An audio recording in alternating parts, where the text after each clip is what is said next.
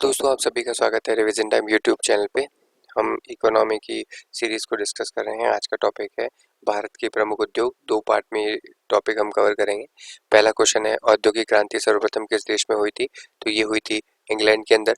भारत की पहली औद्योगिक नीति की घोषणा जो है कब की गई थी? 6 अप्रैल 1948 को। भारत सरकार के द्वारा नवीन औद्योगिक नीति की घोषणा कब की गई थी?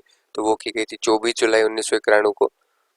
लघु उद्योगों पर निम्नलिखित औद्योगिक नीतियों में से किस नीति में सर्वाधिक जोर दिया गया था? तो 1977 की औद्योगिक नीति में एक शीर्ष संस्था के रूप में लघु उद्योग की निरंतर प्रगति के लिए एक लघु उद्योग यानी सिडको की स्थापना जो आती है वो कब की गई थी?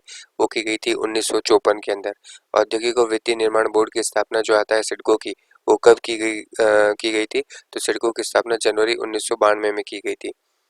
केंद्र सरकार के द्वारा गठित विनिवेश आयोग ने सार्वजनिक क्षेत्र की किस कंपनी को 100% शेयर बेचने की संस्तुति की थी? तो इसमें आता है modern food industries.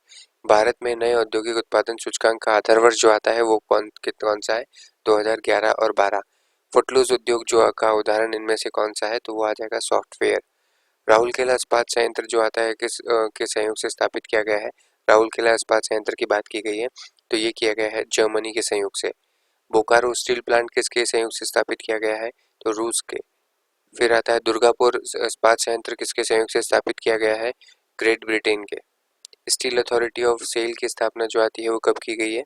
Steel Authority of India Limited SAIL की स्थापना की गई थी 1974 में। निम्नलिखित में से कौन सी सार्वजनिक क्षेत्र के संयंत्र के लिए इस्पात का विक्रय करती है? तो इसमें से कौन सी कंपनी आती है? वो आ जाएगी सेल।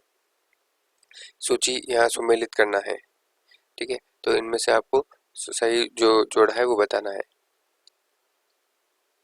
पूर्व का बोस्टन अहमदाबाद, सूती वस्त्रों की राजधानी मुंबई, भारत का मैनचेस्टर कानपुर, दक्षिण अफ्रीका का मैनचेस्टर कोयम्बटूर। तो इसका सही आंसर जो आ जाएगा वो क्या आ जाएगा? बी।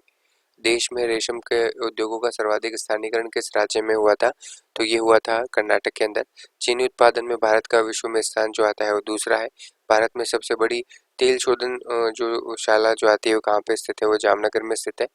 और इसकी जो कैपेसिटी है वो 1.24 मिलियन बैरल प्रतिदिन है, ठीक है। और ये जामनगर गुजरात में स्थित है। और इसका संचालन कौन कर रहा है? वो रिलायंस इंडस्ट्रीज कर रही है। मध्य प्रदेश में नेपा नगर जो आता है वो किसके लिए प्रसिद्ध है?